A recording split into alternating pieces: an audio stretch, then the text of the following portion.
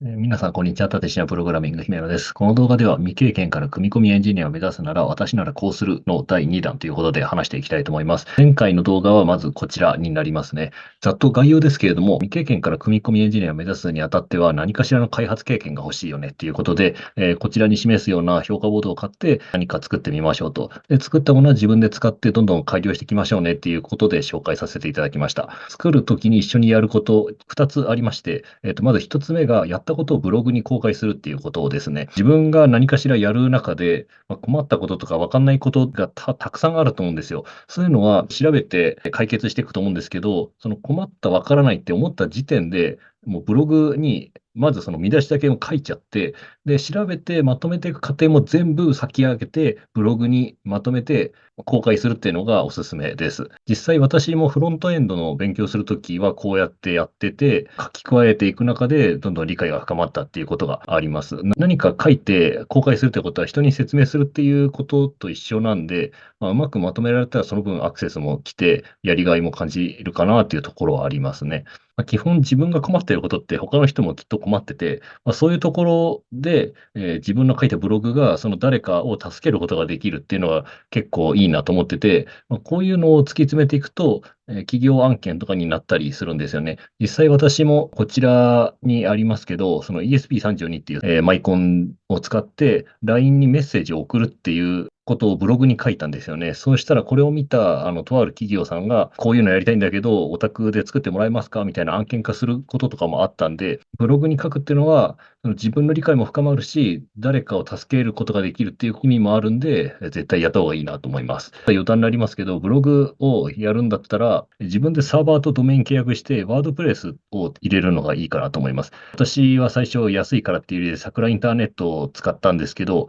このハウイング、こっちだと、本当ワンプッシュで環境を整えてくれて、ワードプレスすぐ始められるんで便利かなって思いますね。すみません、余談でした。で、もう一個、作るときに一緒にやるべきことの二つ目として、簡単な案件を探して受けてみるっていうのがいいと思います。慣れてからのフェーズになるんですけど、クラウドソーシングでココナラとかクラウドワークスとか応募できるような状況になってるじゃないですか。そういうところに登録して、組み込み関係のものがあれば、応募してみるのがいいかなと思います。で、その時、こういうの作りたいんですけどとか、こういうのに困ってるんですけどみたいなのがあった時に、オファーですよね、送って、やりたいですって宣言するんですけど、その時に、こうすればできると思いますよっていうことと、一番最初だったら、無料でやらせてください。正直に言うと実績が欲しいんでみたいなこと言えば、誰か採用してくれるかなっていう気がしますね。実際私もフロントエンドの勉強したときに、ブログに書くなりして、ある程度分かってきたら、ここならでいくつか案件を受けてた時期があったんですよ。こちらにありますけど、なんか HTML のファイルに機能追加したり修正したりしますよということで、請け負ってましたね。なんかおかげさまで24件ぐらい売れて、それこそ一番最初は、解決方法の提示と無料でちょっと実績欲しいですっていうことでやったのが、一回評価がつけば、その後ボンボン案件が取れるようになってきて、なんか単月で出品サービスだけで十数万とか稼いで、一瞬でプラチナランクに上がって、プログラミングサービスの1位とかに一瞬なったんですよね。でその時に大学の友人から、この出品してるあなたは姫野くんじゃないですかみたいなこと言われて、まさかのここならで大学の友人に遭遇するっていうこともあったりして、なんか結構面白かったですね。そんな感じで、とりあえず何か応募すればお金ももらえて、モチベーションも上がるし、何かしらやりましたっていう実績にもなるし、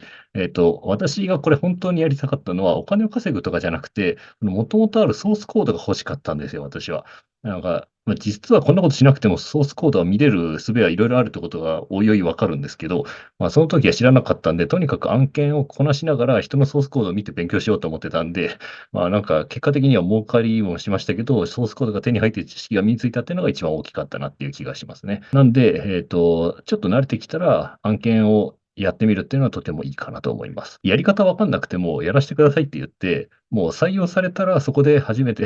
調べるぐらいでもいいのかもしれないですね。絶対これできますっていう段階じゃなくても、これできるんじゃねえぐらいな、なんか緩い感じの気持ちでも応募しちゃっていいのかなっていうふうに思いますね。ということで、とにかく、結論としてアウトプットしましょうっていう話で、ブログを公開するなり、簡単な案件を受けてみるなりして、とにかく自分のやったこと、経験、知識を誰かの役に立てるようなことをするのがいいですね。そうすると学習意欲が高まるし、自分の理解も深まるし、それが回り回ってなんかお金になるっていう可能性もあるので、ぜひゆっくり着実に書類にまとめるっていうこともやっておくと、おいおい自分が何に困ってたかっていうのも見て、後で記録として見れるわけだし、もし履歴書と一緒にこういう感じですっていうふうにブログをまとめた URL とかも応募先に提出できる可能性もあるんで、これはやっといて損はないかなという気がします。と